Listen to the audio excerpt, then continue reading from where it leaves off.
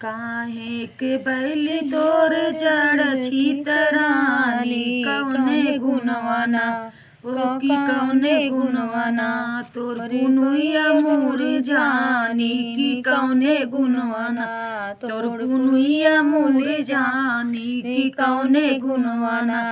सजवा सबेरा आवे गंगा के लहरिया सजवा सबेरा आवे गंगा के लहरिया ओही रे गुणवाना ओही रे गुणवाना हमरी जड़ छितरानी ओही रे गुणवाना हमरी जड़ छितरानी ओही रे गुणवाना ठीक दोपहरिया लगे बजर के घमवा ठीक दोपहरिया लगे बजर के घमवा ओही रे गुणवाना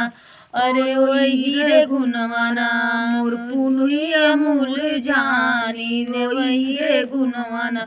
मोर पुनुइया मूल जानी ने वही रे गुणवाना कवने ही बेला आवे गंगा के लहरिया कवने बेला बेली लागई तोरे घामवा कवने बेलवाना बेली लागई तोरे घामवा कवने बेलवाना कवने ही बेलवाया आवे गंगा के लहरिया की कवने बेलवाना बेली लागई तोरे घामवा की कौने बेलवाना बेली लागई तोरे घामवा की कौने बेलवाना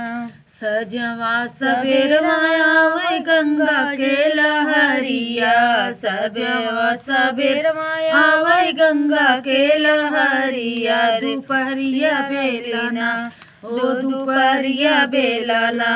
लागई हमरे के घामवा दोपहरिया बेलाना लागई हमरे ही घामवा दोपहरिया बेलवाना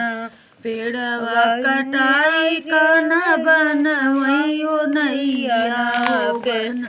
रियो नैया पुनुइया काटिना पुनुइया काटिना कान्हा बनवई रसरिया पुनुइया काटिना कान्हा बनवई रसरिया पुनुइया काटिना 8 जनी के काना ओ बरवा उतारई 8 जनी के काना ओ बरवा उतारई नवैयो राधाना नवैयो राधाना कान्हा राखई मजेदारवा नवैयो कान्हा राजा कान्हा राखई मजेदारवा नवैयो राधाना।